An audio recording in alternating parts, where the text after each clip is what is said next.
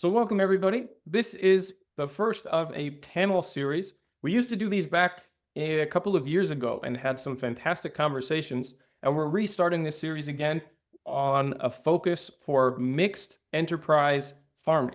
The three panelists that we have today, who are going to present themselves shortly, have been members of our community for a period of time. And also, just by chance, they are all the three hosts of our farmers gathering in each of their respective countries from the previous year. So Francisco is from Portugal, Maria is from Germany, and Ariane is from Italy. And before we get started, I'll give you a rundown of the focus that we'll be having today and the format that we'll be using. So because we're talking about the advantages and the challenges and some of the experiences from each of our panelists on how they've integrated diverse enterprises onto their land base and how that contributes to the larger vision of what they want to accomplish on their farm, as well as the challenges and the difficulties that make it complicated to run, especially in our current, let's say, bureaucratic and overview way of farming. Many of these things can sometimes be incompatible with regulations and what they call normativas in my area that govern what is possible and how you can integrate things on your farm.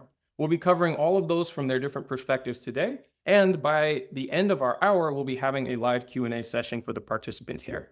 So to get us started, Ariane, can you tell us a little bit about your own farm, give us some context of what you're working with there, and a list of some of the enterprises that you have integrated in that land base? Hi, Oliver. Hi, everyone. My name is Ariane. I run Tenuta San Carlo in southern Tuscany, right along the coast, 2 hours north of Rome and 2 hours south of Florence. Tenuta San Carlo is on 480 hectares of land, and half of that land is in a regional park. And so there's about 230 hectares outside of the park and 250. It's not all one piece of land, which adds to some of the complexities, but it's right. It's right. It's all connected, even if it's not all in one spot. So the main, we'll say, revenue source and the main focus of the operation is annual crop production. I grow certified organic crops, and the primary crop is rice. We're in a perfect spot for rice production for the soils and the water availability and the climate. But I also grow heirloom wheat, other grains, legumes like chickpeas, flax, clover for seed, fava beans for seed, and then I grow forages such as hay, alfalfa, because I have a small herd of heritage breed cattle from this area. They're called Maremma cattle. They are highly adapted to this environment, and they spend most of the year in 2 areas of pine forests that are within the parkland that I have. And those pine forests used to be productive. There used to be pine nut production up until about 15 years ago, and that is no longer the case in the Mediterranean for pest problems. And so one of the main kind of areas of integration there is really with the livestock and building out that cattle herd. One of the other big revenue streams for the farm is agritourism. I run an agritourism here. We do everything from host people on their vacations for farm stays to host workshops, retreats. As Oliver said, we did host a climate farmers workshop here last year, events, tastings, and those are kind of the 3 kind of macro areas of farm revenue. And I'll just mention 2 other areas. One, because we're in the park, I have land that's basically highly protected marshlands and conservation areas. And even if that's not kind of economically productive in the traditional sense, it does add to kind of the complexities of managing the land here. And then while most of the crops that I sell as raw material, I start a farm brand. I sell packaged rice under our farm brand throughout Italy and into Europe as well. So that's kind of a brief overview of what we do here. I feel like you held back there. I'm sure you have so many other side projects and little things in the works as well on top of all of that. So that already is really impressive. Let's go now to Francisco. Can you tell us about your operation? What is the core of what you produce, and what are some of the other enterprises that you've integrated in that? Okay, so hello. My name is Francisco. I'm from Portugal, and I manage a family farm with 700 hectares of Montado system. Montado is an agro-silvopastorist system with cork trees and alm oak trees. So our focus is livestock, and we work with 4 different species: cows, pigs, sheep, and goats. And we work with the 4 different species because our system is very complex. So we need different tools to manage the system. And so this is our main focus in the farm. 5 years ago, we start to sell our meat directly to the consumer. And at the same time, we have a partnership with honey production. We have a brand for cured products too, the ham of the Alentejo pig, of the ham. And we have the farm open every day of the year. So we are always receive visitors, do workshops. We receive interns in the farm too. So this is the different kind of things that we are doing right now. And we have 10 hectares of traditional olive. That's at the moment don't do nothing because it's a problem of and labor. So we have a large scale operation, but at this time, the main focus is produce the most clean protein with a positive impact in ecosystem. Amazing. Thank you, Francisco. And Maria, can you tell us about your mixed enterprise system south of Berlin in Germany? Yes, of course. Hi. So I'm Maria. I run a farm 40 kilometers south of Berlin called Wilmer's Gaerten. And it's not as big as the other two. We're a farm on 360 hectares of land, 240 of which are arable land and pasture, and 80 hectares of forest. We do nothing with the forest at the moment, so we only farm the land. And the land is really like all the fields are very close together, so they really form a beautiful landscape. And the goal for us was to establish sort of like an edible landscape of the future close to Berlin that combines different approaches of regenerative farming, such as agroforestry and mob grazing, holistic management, and market gardening. We also have bees, and we produce our own honey with well, somebody here does. And yeah, the market garden is at the moment pretty much the heart piece of all the enterprises because it produces, the biggest outcome. And also most people of the farm work in the market garden currently. We have pretty much plastered all the land we have with trees. We planted more than 100 hectares of agroforestry of different agroforestry systems. Some on the little, like smaller plots up to 10 hectares are very diverse agroforestry system and silvo agropastoral. So we don't grow crops there. We only have fruit trees, nut trees, shrubs, planted berries and all this. And we let our cattle graze there, and also the chicken follow the cattle so far. And then on the bigger plots, 25, 30 hectare plots, we were looking to find some pioneer trees that grow fast and are cheaper and don't require so much maintenance, really. And also we needed to find some trees that grow fast despite the drought. We have sandy soil here in Brandenburg and almost no rain. So it's like 450 millimeters of rain a year.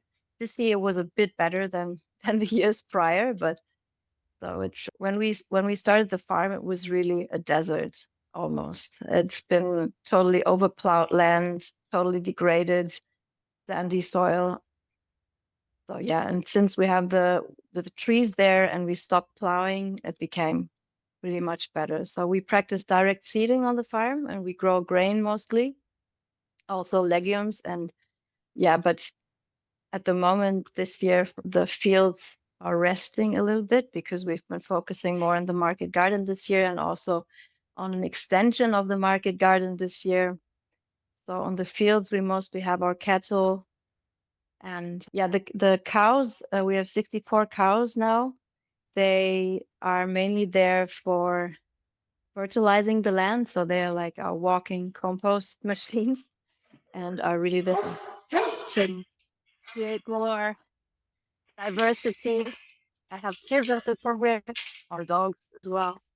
The grain stays at the farm and goes into our bakery. So the farm really works so well because we mainly live out direct selling all the produce. All the grain goes into the bakery. We bake with it. We sell the bread in the city alongside with our vegetables and herbs and flowers and everything else we grow, and the eggs from the chicken. Yeah, I think that's it so far. Amazing. Well, look, so beyond all of the actual projects and activities that I know all of you do from those lists right there, I also know you're all involved with different types of studies or collaborations with learning centers, universities, or other organizations that are helping to run experiments and gather data from all of the things that you're doing. So with this incredible amount of complexity that each of you just listed off there, I would, well, starting with Maria, why would you choose to integrate all of these different enterprises, and what was the main motivation that is going to bring you towards the vision that you have for your farm?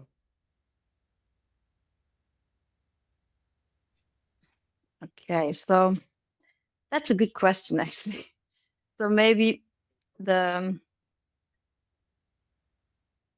main idea really was to create a landscape that is vital, and to bring back diversity to the land, to this very like degraded and depleted, to revive the soil. And in the beginning, I thought a lot about permaculture, and I learned a lot about permaculture, so that gave me like the basis of everything we do.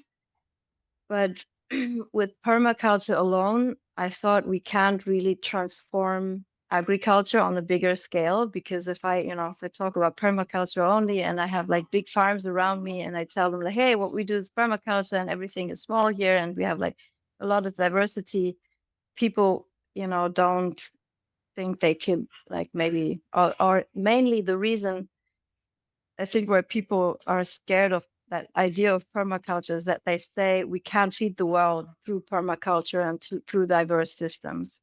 So we have to like scale it up and find systems that that you can scale up also, and adapt to the common arable practices that we use here in Germany. So I heard about agroforestry, and I thought agroforestry is a good way to change the land very quickly, and to bring back life to the land, and to tackle like most of the problems that we have with wind erosion and water erosion, and a very little biodiversity on the land. And then market gardening, brought a very quick and fast revenue. So first I had to pay so much money for all the trees, but the trees, wouldn't give me so much money back like in a short time. So I needed something else, which was market gardening for me. And so while the trees were already growing and I didn't really have to do much with the land, I could already start the market garden. And through the market garden, we started going to the markets. We started, to gather customers in the city, and and find people who are interested also in the project. And then the next thing was we started, doing some experiments with direct seeding. So I got like a small seeding machine, Giménez from Brazil. Everything like really low cost. So we have a very small tractor and only this direct seeding machine, and we got a lot of help also from other farmers in the area in the beginning, and started growing our own grain. And the problem really that I believe we have is that you can't really make a lot of money with when you sell your grain to the wholesale here in Germany. So for example, the rye that we grew last year, when I sell it to the wholesale, I get 180 euros for a ton of rye. And whilst when I take the rye and I bring it to the mill and I bake my own bread from it, I can make 5,000 euros for a ton. And I really wanted to show how we can practice regenerative agriculture and also live from it. So it came a little bit through also the market gardening aspect, that you go to the market and you only live from direct sales, whereas on the bigger fields you usually just sell big amounts of grain, legumes, and all this to the wholesale. So yeah, all these different enterprises really they kind of came naturally through the idea that we really want to show that we can live off this farm and make most of the money really ourselves, because we don't get much subsidies from anywhere else. So. And the cattle, they are really here to help us fertilize the land, because we don't do any other fertilizing. It's the quickest way to bring back life to the soil. Yeah, that's one thing that from being at your farm, I was really impressed to see, because like you But we said, don't slaughter them, so they're not like an enterprise yet. sorry, I think our audio might have doubled over there. What I was saying is, I really love the way that you brought an idealistic strategy of integrating all of these things together with the practicality of making it relevant for other farmers, in how there's a need to generate revenue when you're getting a longer term investment like an agroforestry enterprise established, and that you need to cycle nutrients if you know that you're not going to be importing them from outside, and the animals serve much of that purpose, as well as a few of the other practices. Now, Francisco, obviously livestock is your strong suit. Can you talk about how you have integrated all of these different species as a way of managing the ecology that you have in the montado system in Alentejo? So let me start at the beginning. And I think the trigger was 20 years ago when my father developed a system to raise pigs always in Italy. And at this time, we saw the amazing difference between the different management, the conventional management, and after my father designed the system. And the system is basically put more area in front of the house of the pig. He changed the area 3, 4, 5 different times until he gets the perfect area. And after that, we start to learning a lot. With a simple change, we learn a lot. We learn that we can put the costs down. We learn that we can generate the soil only with the animals. And at the same time, that our animals are much more healthy. And only to understand, we have in the past we have a very big prophylactic plan with a lot of vaccines and antibiotics. And after we change, at the moment we don't use anything. We don't do any intervention in our animals. We don't need to do nothing. So the pigs was the trigger to get this experience and put the same principles in different animals. So we start with the pigs, we change the management in the cows too, and little by little, we start to put sheep and goats. And we start with a little group of animals, 20 sheep and 20 goats, because I only have one person to work with me in the farm. And we have 200 cows, 60 sows, 100 goats, and 100 sheep.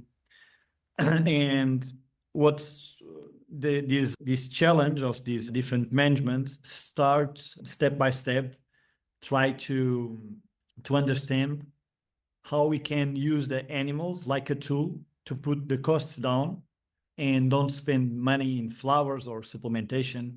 So it's like, I like to say that is change a complicated system in a complexity. So complexity, it's completely different of complicate.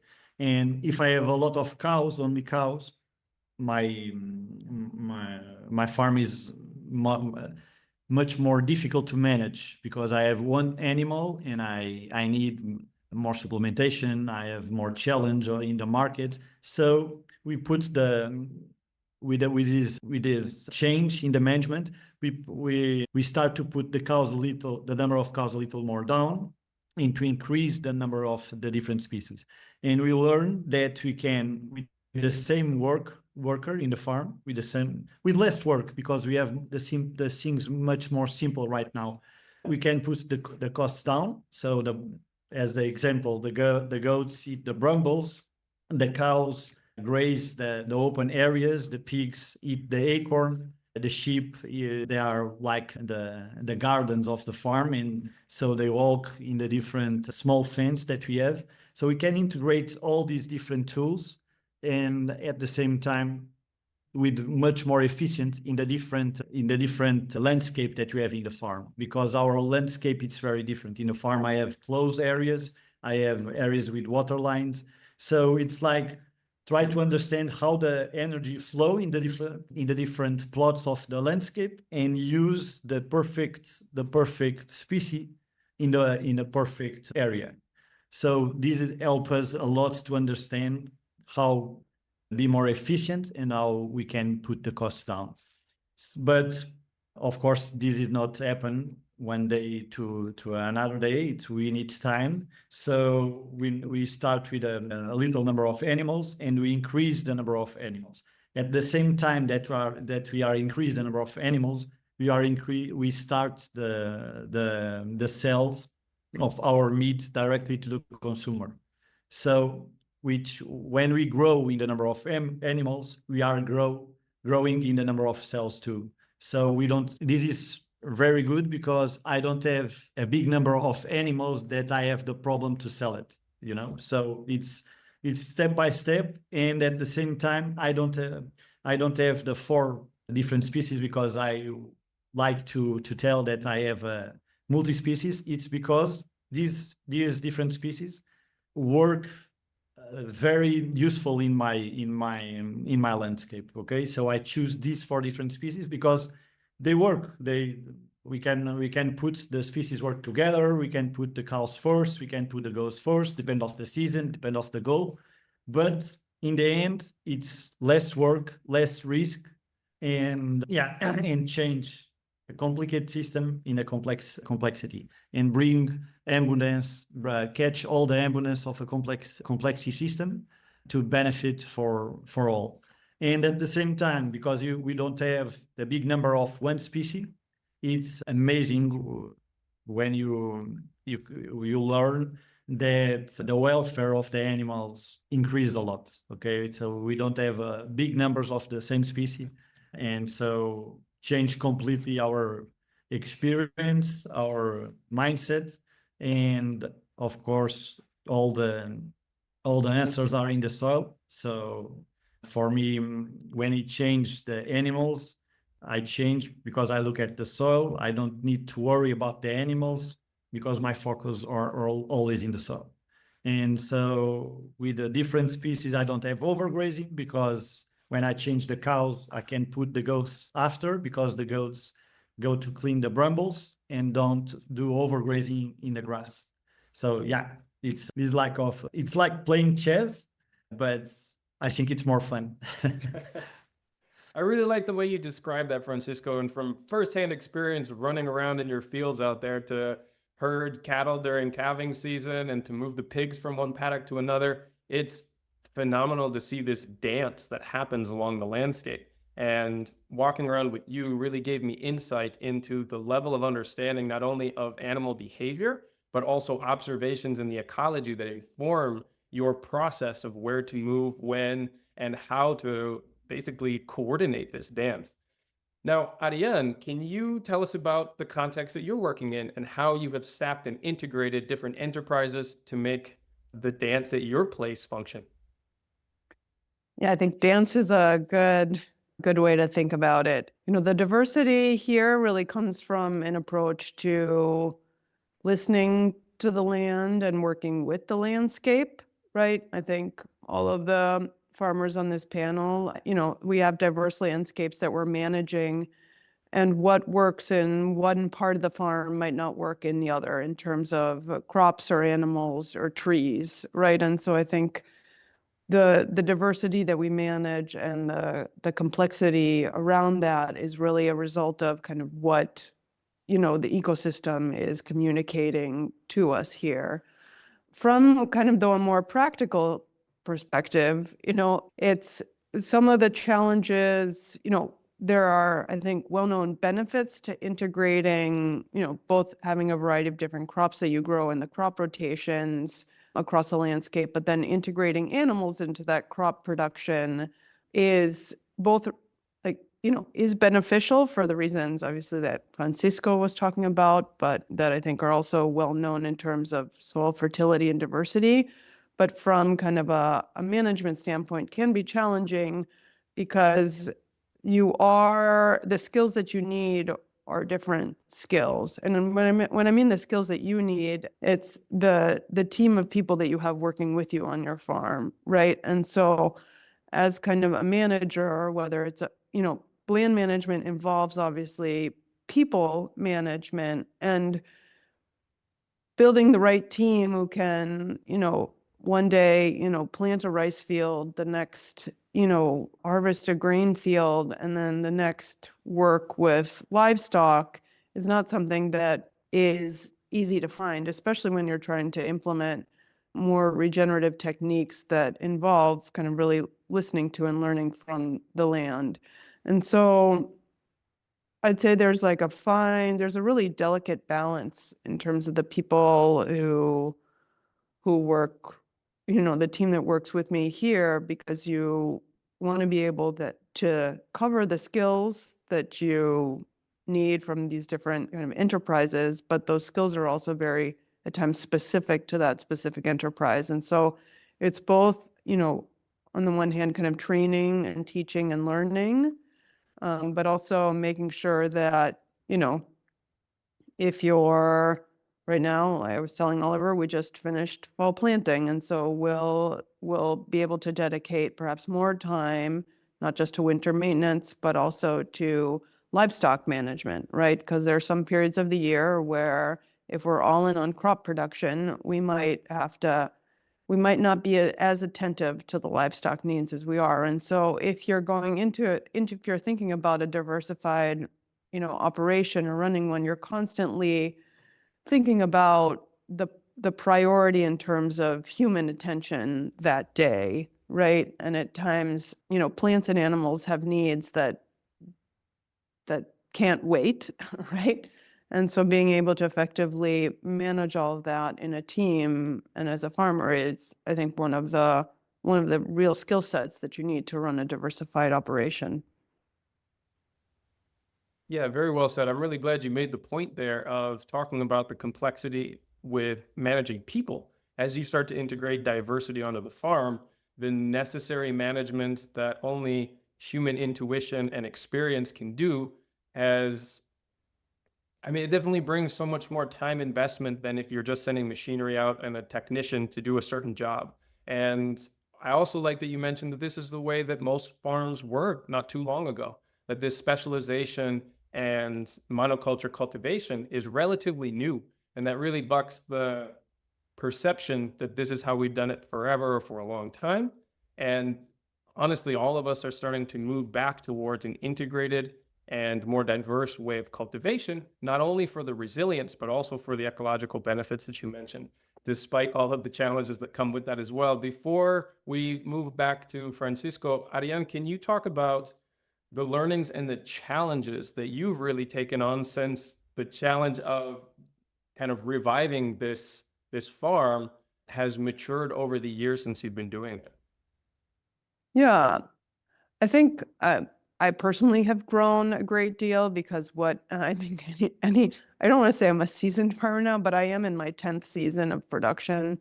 And I've come to peace more with questions about the weather and things that I can't control necessarily. But the challenges are, many of them I think are tied to also the fact that globally it's a challenging time, right? And even if I have dreams for growing the farm and having more projects on the farm, the reality is that, it's been hard through COVID now kind of in supply chain challenges and changing kind of economic conditions to just also maintain and continue to be successful, the core businesses that are part of the farm, right? Because to be a successful, farmer or business person these days requires really learning a lot, being able to adapt very quickly and be able to integrate changing situations and circumstances constantly.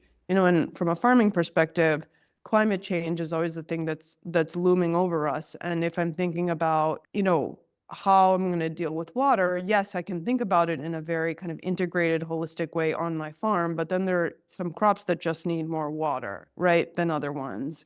And so remaining kind of up to speed, remaining kind of, able to run a business that has different requirements for different kind of sectors is a challenge in and of itself right now. In part too, because of, I mentioned it a little bit earlier, but with regenerative approaches, it's hard also to find people who can be part of your team who are trained on even some of the basic concepts, right? And so a lot of the learning is done on farm, and it's done and there's a lot of learning exchange happening. And if I could locally find a herd manager who had even, a tenth of the experience that Francisco does, I'd probably hire that person immediately to kind of build out the livestock component of the farming operation.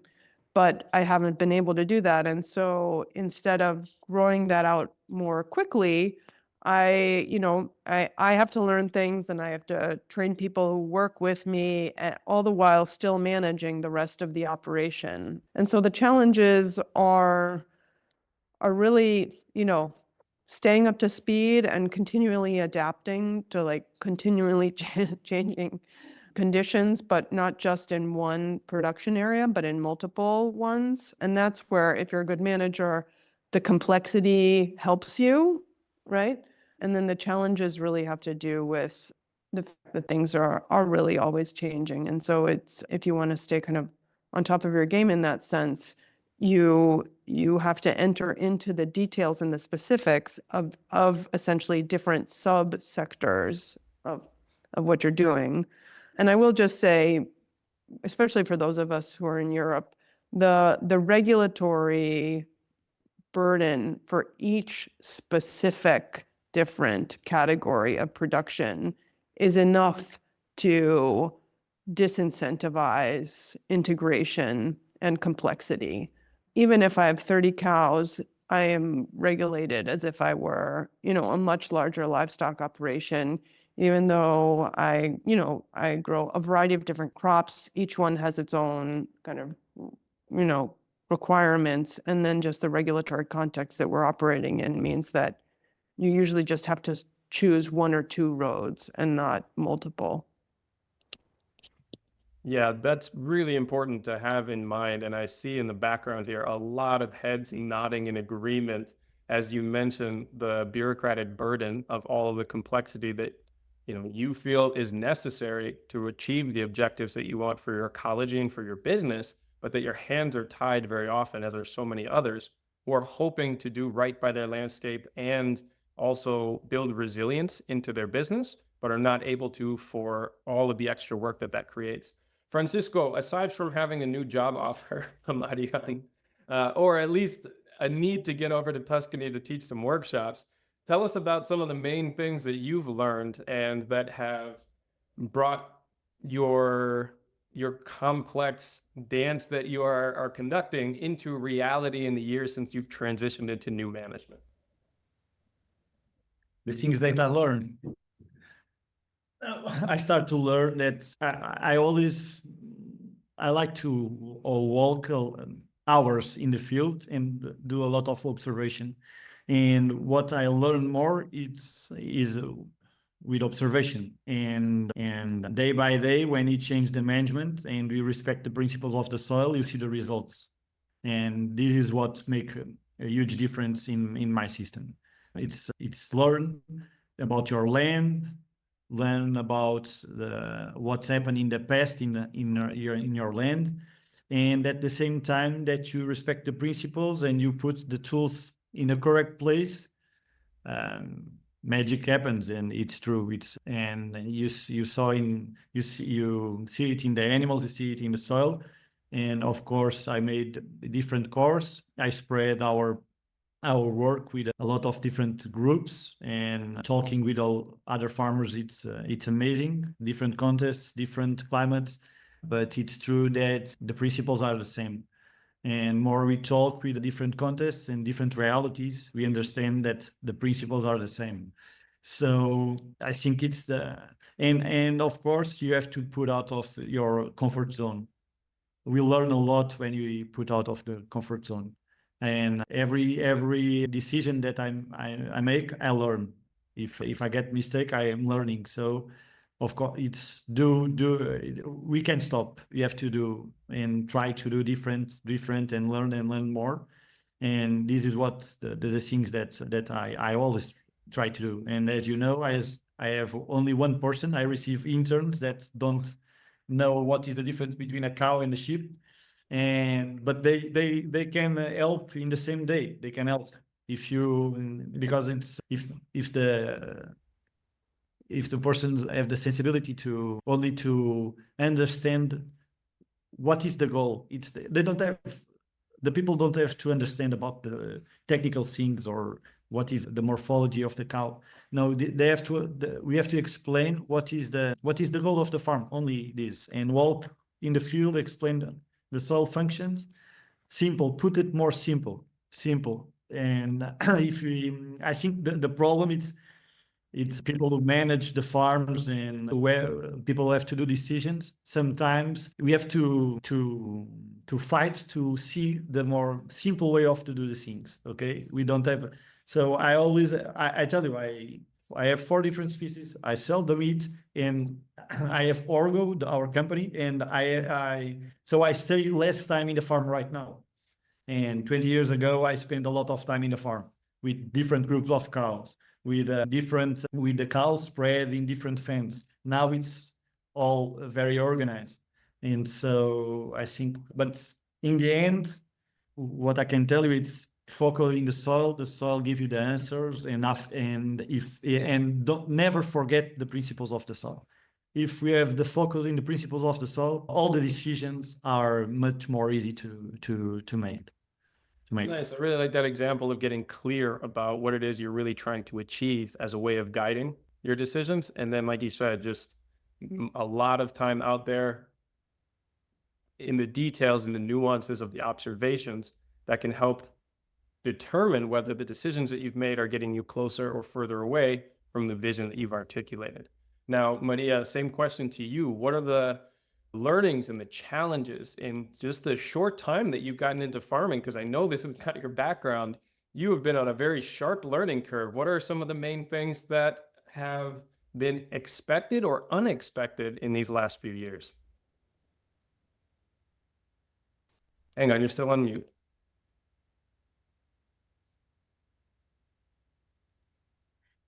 So the past 8 years have been all about learning. And I mean, so we really started from scratch. We had the land, and it was like more or less a coincidence that somebody offered it to us to farm on it. And the goal, as I said, like, was really to create this holistic landscape and to combine like all different methods of regenerative farming so that we can have resilient systems. And I'm initially I'm an artist, and I drew like a sketch of how I imagined the farm to be and of all the different systems I want to show and I want to try out. And it was really a jump into cold water, starting with planting the trees and, having like all kinds of, doing all kinds of mistakes because there was nobody to show us. And in the, 8 years ago, I didn't have a lot of farmer friends. I didn't know about climate farmers. There was really nobody around really to show us how it works. So other than YouTube videos and some books, so we just started. And and the biggest learning really for me was that, as Ariana and Francisco also said, farming for me is really a dialogue with nature. So I do something and nature answers, and it goes ping pong almost every day. And it's become it's a beautiful journey of connecting with the land. What was, in the beginning, it was mainly, just an idea, and now we're doing it, and we're like in the work and every day. And there's sometimes, you're just overwhelmed by everything that, you have to do, and by all the problems that come up, and especially with all these different enterprises. And also, we don't have many people on the farm still, so we do like most of the things alone. Everybody's just really working in the market garden, so everything that's going on with the cattle and on the field, and with the trees, is something that we just do with the family. And yeah, but it's it's also, I think, what I've learned as well is that this kind of farming is, mm, like just the term agroforestry, it's such a modern term, and you sound like an expert, when you start to talk about agroforestry and all this, but it's something, it's natural. So it's nothing new. Trees belong into a landscape, and trees belong, close to our crops. So it used to be that way. And we just realized that because we cut down all the trees and all the shrubs and all the hedges in the landscape, we really depleted the landscape, and we limited ourselves, in our way of farming. And now we realize that, and we have to bring them back, and we try to find ways to, implement them and combine it with the practices we got used to in the last decades. And I believe is we have to be brave and just believe that, farming after the rules of capitalism doesn't get us anywhere. Really, we have to farm after the rules of nature again. And this is how we can feed the people, and not only the people, but, also all the other living creatures that we share this place with. And this is how we can farm in the future, and for,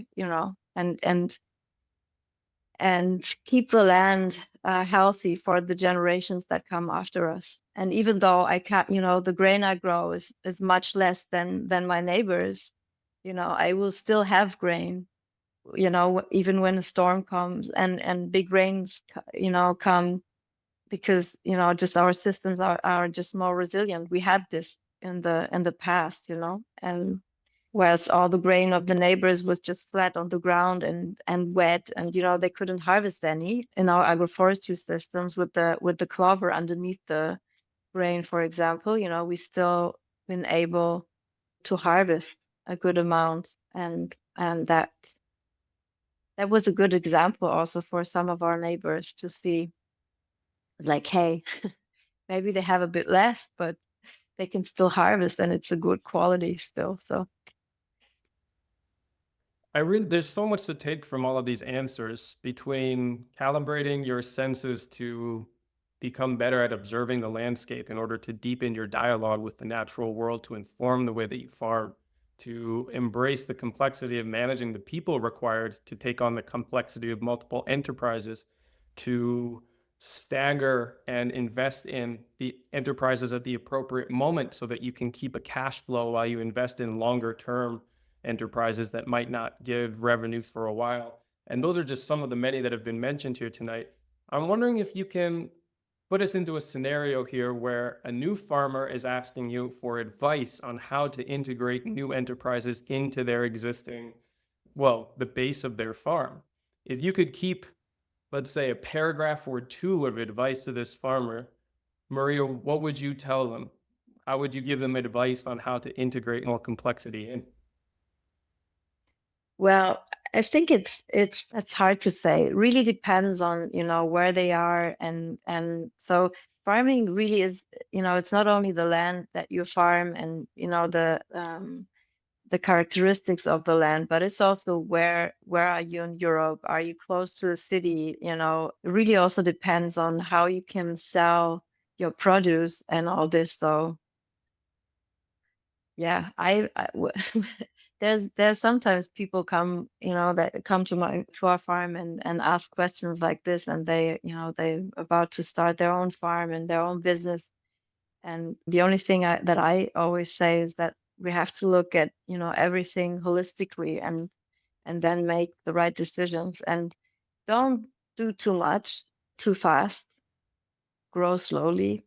And yeah, because farming can be overwhelming, and especially, the more people you require, for example, to manage in your team, that's something you have to learn, and you can't, like, you can jump into cold water and learn fast and then, make many mistakes, but also, you know, I would rather always say start small and build up slowly. And yeah, that's probably what I would say.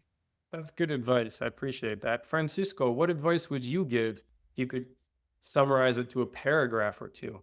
I know that's tricky. Now I will tell to make the holistic contest with you first. For me. Yeah, help a lot. So no, because as you know, we have Orgo. It's a company that we try to help farmers to do the transition to regenerative agriculture.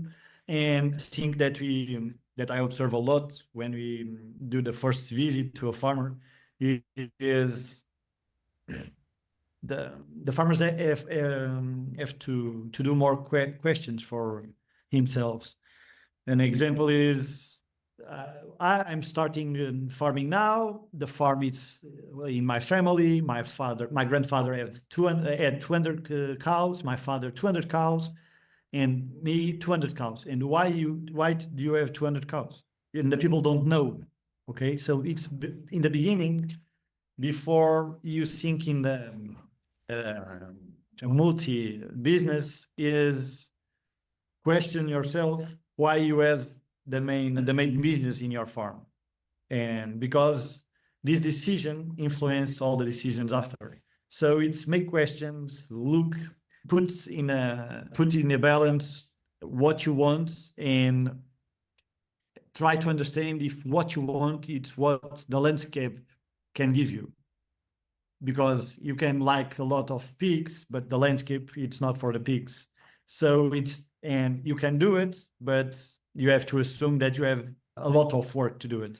So it's questions, and look, before starts a new enterprise, look at you have now and see, make sense, don't make sense. I have the number. If I have a market garden, it's very big, it's small. I think it's a lot of different questions. Try to wrote the holistic contest. I think it's very useful to understand the direction, to understand the goals, and to view all the big picture of your business in your life. And after that, make decisions step by step. Of course, step by very slow. And yeah, and it's like that. Make questions before any decision. Nice. Yeah, that's definitely a key part of cultivating a learning mindset and always staying open to new input. Ariane, what advice would you give to a farmer in a condensed way? Because God knows there's enough stuff to talk about. Yeah, first I always try to support the enthusiasm and all of the really big ideas, because I think that's like really wonderful to have that positive energy around farming. But then there are a few key pieces of advice just to underscore something that Francisco said. What is already happening on the landscape, right? I grow rice not because I want to grow rice, but because rice is what grows well for this landscape, right? And so if I wanted instead to, make wine, the soils here are not right for making wine, right? I would go look for land 30 kilometers away. And so, the first step is really to enter into that conversation with your land and see what can grow without forcing it, right? Not that you can't try new things or innovate, but you also don't want to fight against kind of natural cycles. 2, is there a market for it? I think if you're running a farm business, you need someone to buy your product at a price that works for you and your business. And so when you're launching new products or thinking of integrating new aspects to your farm business, who's going to buy what you produce, right? And I usually do my calculations for like a new product or a new sector. I'm very conservative in the numbers that I do because inevitably something will happen, right? The yield will be lower, the quality will be lower, a client won't come through. And so I always run my numbers really conservatively. And then the last piece of advice I'd have is really to do what we're doing here tonight, right? Which is connect with other farmers. When I first started farming here, I was told by almost everyone that I was not going to be able to do it. I was not going to be able to do it. I was not going to be able to transition the land to organic production. I wouldn't be able to stay. The first few years were really, really hard just because I hadn't found kind of a supportive community. And so making those connections, not just with like the physical kind of landscape, but with the human landscape is as important as anything. I'm so glad you ended on that note. So before we go into the Q&A section of this panel, I want to emphasize that that's exactly what we're here for. The Climate Farmers community it exists to facilitate the conversations and the learning between farmers that can be often very difficult to access. We found so many farmers in our network that feel isolated or that they don't know who they can connect with in their local area for support, for experience, for wisdom and knowledge, all of these things that can help to shortcut the learning curves that we just talked about.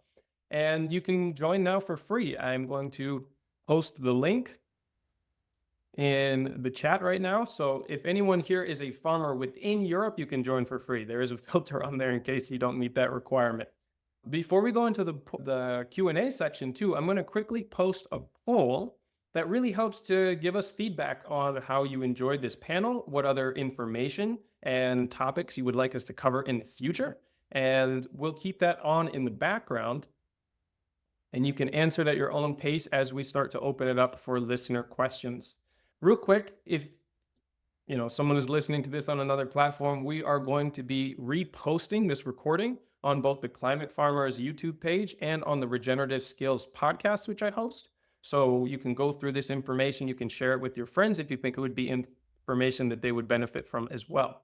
So if you have a question, go ahead and raise your hand. Digitally makes it easier because you jump to the front of the line. And let's start this dialogue that way. Had some in the chat, which I will go to unless anybody wants to answer their question or get their question answered live.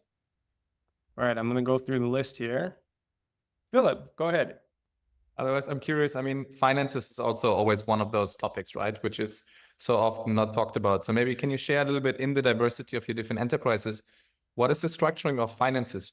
Basically just in percentages of where your income streams are actually coming from. I think, Maria, you shared a little bit that the market garden is, for example, the most profitable part, but maybe it would be interesting for everybody to hear, like, what is actually paying the bills in the end on the farm? Shall I start? Go for it. Okay. So yeah, I mean, we have two different companies, but we still, I can't see anything. So the market garden is its own enterprise because also, we have most of the labor costs within the market garden. So for example, we aimed this year to reach 300,000 euros in the market garden, but we have, labor costs of 270,000. So makes the most money, but also has the lowest, labor costs there. And the farming part, we have nobody really to pay for, so there's nobody working for us at the moment.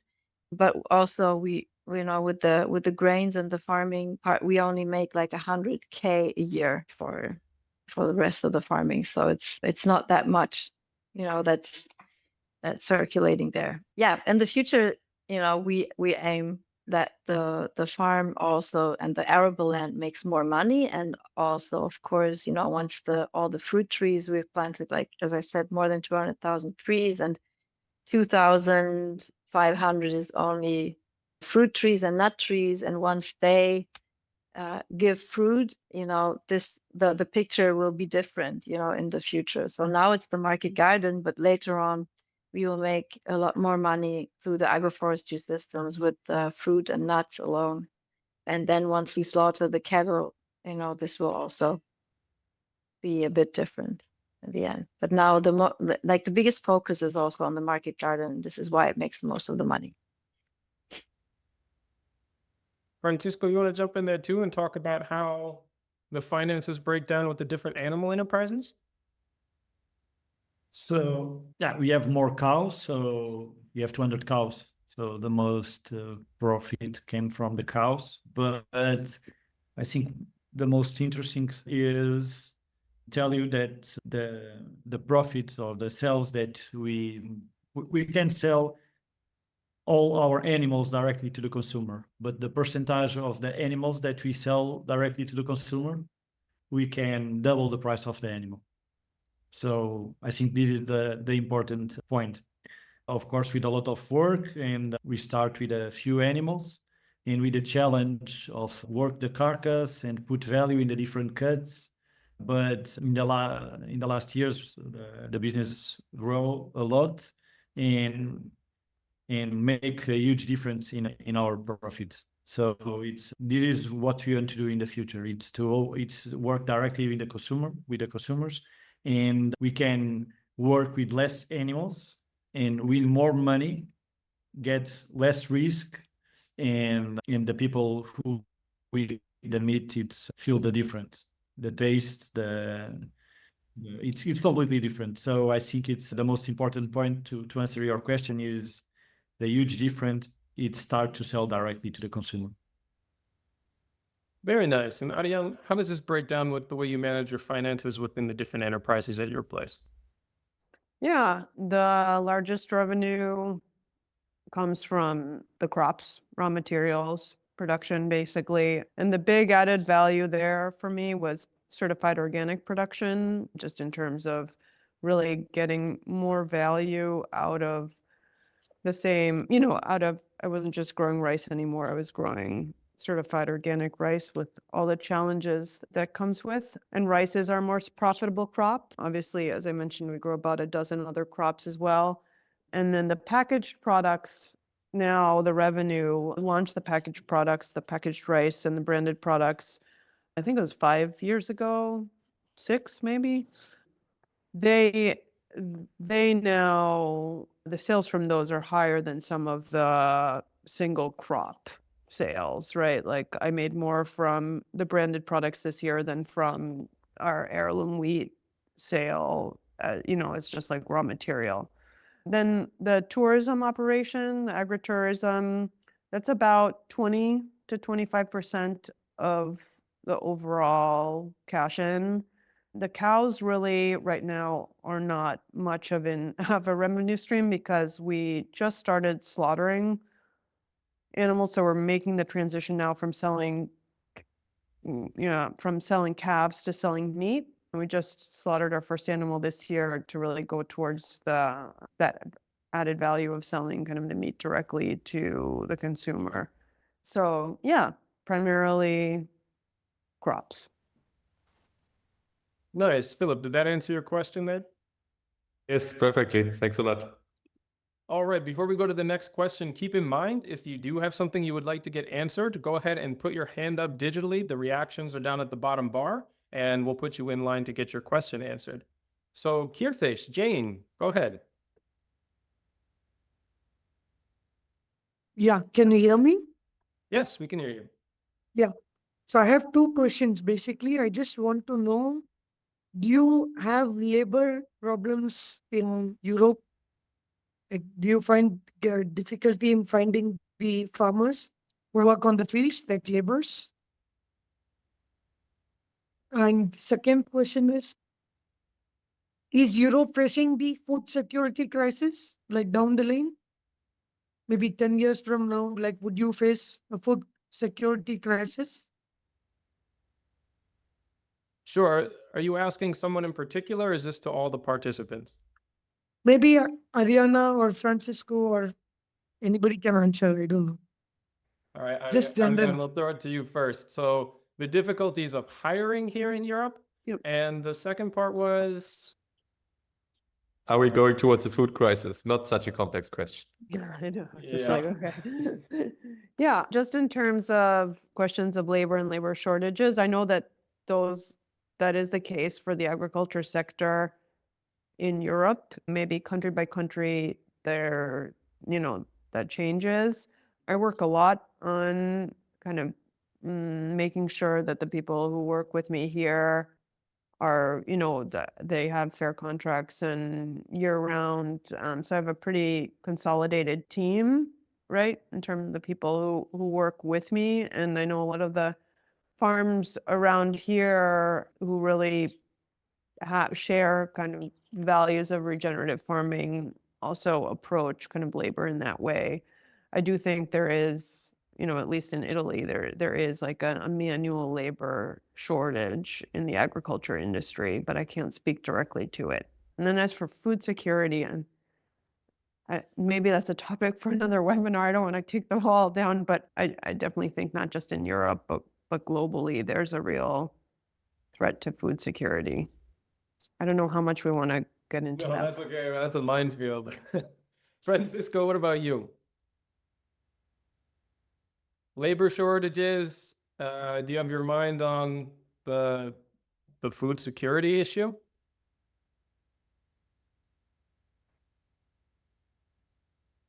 You're still muted, but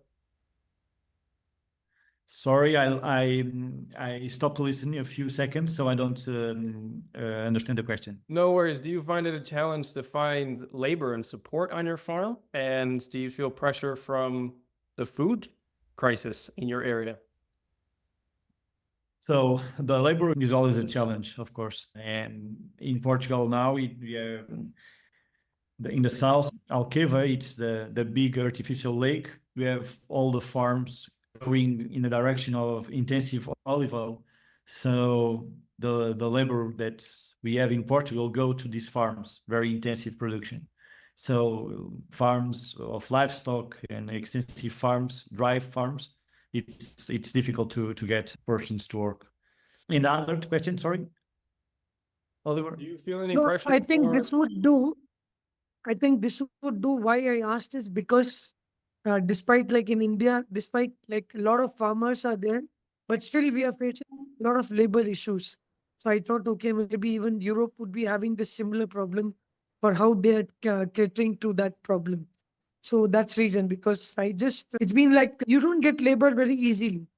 The labor who knows how to work with regenerative farming specifically or organic Sure. farming. Yeah, skilled labor. So, yeah. Sure. So Francisco, do you feel like that is leading to some fragility in the food system in your area, the lack of skilled labor for the type of management that you prefer? You have to, sorry, you have to make the question again. I don't have. No, Basically, no worries. core question is, do you think there will be food security issues in Europe? I think that's the core. Yeah, of course. Yeah, yes. This is 100%. But in my area, it's the same. That's the challenge is the same that in other countries. In all the Europe, I think it's the same challenge. No, I think it's always the same. Sure. Maria, do you want to weigh in on that? The issue of finding skilled labor and how you feel that your farm works within this food scarcity issue that is facing Europe? Well, regarding the food security issue, I mean, that's what we're working on now because we know what the challenges are in the future, and this is why we do what we do: build resilient system, transform the way we farm, really. And yeah, regarding the people who, finding skilled people, it's not so easy to find people for the farm, really, because the main issue here, I believe, is at most of the schools, the farming schools and universities, regenerative farming is not being taught at those schools. So most of the people you find, they have been doing internships maybe at farms around the globe, which is good, but that's as far as it can get. The farmers that you can find in Germany, they all know how to plow and they all know how to farm conventionally, but you rarely find people who are willing to do direct seeding without glyphosate, for example. So it's, yeah, you have to work and you have to trust your intuition and to work with people that have, like Francisco said, for example, the interns that come to the farm. Yeah, just give them jobs and trust them and work and learn with them together.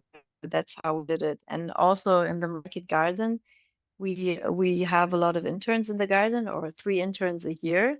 And some of the interns from the seasons prior, they stayed on the farm, and because they also, they want to become farmers and start their own farms, and this is a way for them to learn. And from being an intern, they became real gardeners who run the market garden. And what I believe, we have to be brave to do this step of transformation and learn new things ourselves. Also, we have to give others the chance to learn together, because none of us really are experts. So that's at least at our farm, that's the case.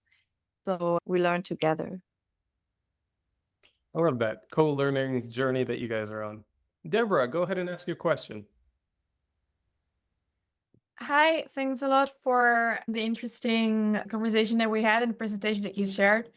And one of the things that I really loved about all of your stories is that you're focusing on direct selling to consumers. And I know that for some farmers, this can also be very challenging, either to get the infrastructure or find the labor necessary for processing, or food safety legislations, or finding sales channels. Especially when the farms are not close to a city. So I was wondering, what have been your strategies to develop this direct sales to consumers? Francisco, you want to start with that one? Be crazy.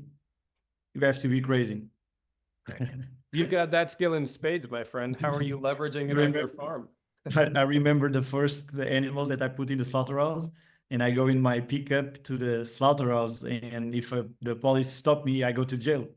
But we have to, it's the truth. It's the truth. But after that, we put one time, 2 times, and now we have a professional working with us with all the conditions to transport the animals. In Portugal, it's a big challenge because we have different slaughterhouses for pigs, for cows, for sheep, 1.5 hours in minimum for my farm. So yes, a lot of challenge, but yeah, it's the power that you have to put in the beginning of a project. And after the challenge is when the animal come to the slaughterhouse, and my pigs are very fat. The meat is amazing, but they are very fat. And the girls that I work tell me, "You are crazy. This is all fat. I don't want this." And so it starts very, very good. But now they call me and they tell me, "Francisco, we need our fat because we mix with the chicken, we mix with the birds." So all of these things we have to construct. And I think we can teach to the consumer what is best to buy. No, we don't have to understand what the consumer wants and transform our farms in this. We can produce what our landscape can produce, and after work and believe in our product is unique and is good. And after that, people start to consumer and they spread the word. And yeah, and it's amazing because we increased a lot the clients, the number of clients, the sales. But at the beginning, you have to be a little crazy and out of the box. Otherwise, the bureaucracy always stops you. It's true. That's a big challenge. Maria, I saw you nodding your head a few times there. Would you like to add something to that question? I like how Francisco said, you have to be crazy, because that's certainly what you have to be. Well, with us, or for us, the contact with our customers is like the key really to the success of our projects. Is we really communicate a lot with them, and it's really also been the goal to take them with us on that journey, is to educate them about how farming can tackle the problems that we are facing as humanity, as species on this planet, and how we can solve so many problems and save and protect resources for the following generations. And I've seen, so people, especially in the city of Berlin, that they want to change something, but they don't know how. And the mere having contact with the farmer at the market and to meet us and talk to us and also be able to come on farm tours and see how we work. That's just a plus for everyone. So it's really, I believe that the change we need to make in this world, like, can't be achieved really through dystopian stories in magazines, and everybody's scared of what is going to come. But really, we have to talk to each other and really, look for that dialogue with each other and show that, as a species, we can't only just destroy, but also we can grow gardens, and everything that comes from that garden nourishes us, and is beautiful. And yeah, and we don't have to lose something through being more careful with our planet and with the nature that we are part of, but we win. So, and here again, like, yeah. So it's the dialogue, and it's at being at the markets with the people that's also very beautiful for us. When we sell to wholesale markets, it's very anonymous, and you work every day, you work hard, and you don't know where your produce goes. And going to the market is every time, it's just a big joy also to see the people and see how they react to the produce and how grateful they are, and how much they love the taste, and all the feedback that you get is just a big gift. And yeah, I believe the future is small scale farming, certainly. I definitely But agree. also, maybe one thing to add, sorry, I think it's really important to also look at the fact that not every farmer lives close to a city, and also not every farmer wants to go to the market and wants to do all this conversation, because it can also be, draining, and, it costs a lot of energy as well. And so what we really have to make sure to work on, and that's not necessarily the work that we farmers have to do, is we have to work on the supply chain. So we have to work, to build networks, bridges, to bring the produce to the city, to the customers, without, losing so much money on the way. Yeah, because the way we farm really works through direct sales. It wouldn't work, I couldn't pay the salaries from the team if I would have to, sell it in big quantities to the whole. Yeah,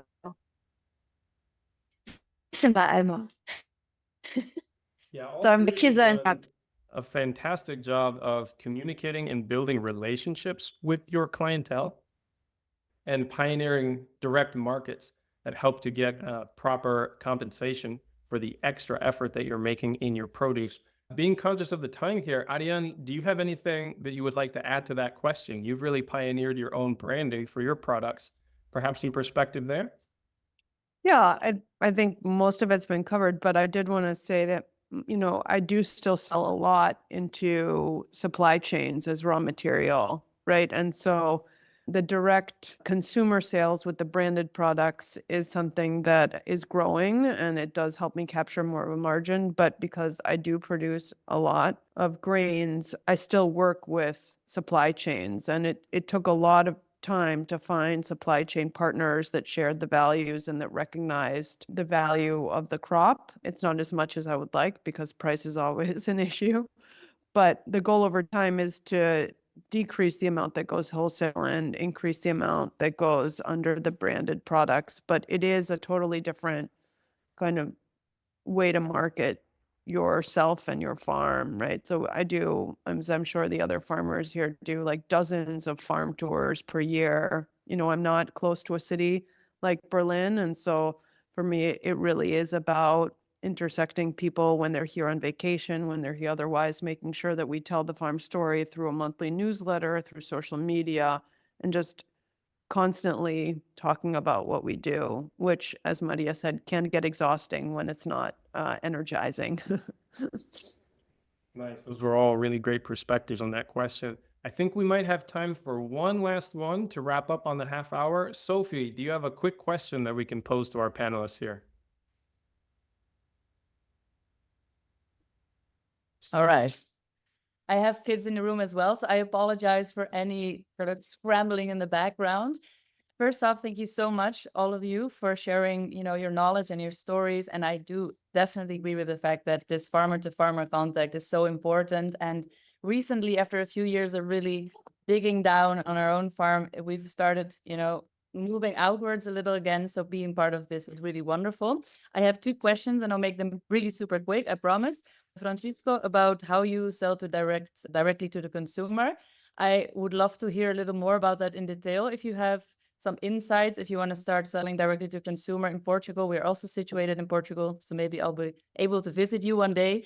Do you sell in a butcher shop? Do you transport meat? Like, how technically does it work in your setup? And what did you find the best way to get people to directly buy from you? Even though Deborah already touched on that question slightly.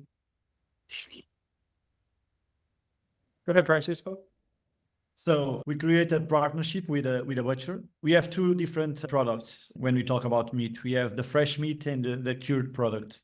Cured products, I put the pigs in the slaughterhouse. The carcass go to a little family industry that make the cured process, and after I can sell in restaurants, or I can sell in a website or different restaurants that I know, and we work different years. And the fresh meat, I create a partnership with a butcher. So the animals go to the slaughterhouse go to a butcher, and the butcher is spread in the region of Lisbon. Okay, so they do the delivers in home, and the clients go, they know our job, they know the farm it's always open, and some TV programs and magazines, and people know the farm. And so the clients came to me, and I put the clients direct to our partner, and they make the delivers directly to the partner, because we can do everything alone. It's impossible. So I think it's this partnership. It's great. And you do what you know best, and they do the other part of the business. So for me, it's the simple way to do it, and it's results very, very well. Thank you very much for your answer. Is there time for the last question, or shall I just cut it here? I think we better wrap it up, but I think the next step is to share everybody's contact information really quick. So if everybody can, on the panel, give their social media handles or where you would like people to reach out to them. Obviously, there's so much more to cover on these topics, and all three of our farmers today have a wealth of information that we didn't even scratch the surface of. So Francisco, why don't you start and tell us where our listeners can get in touch with you?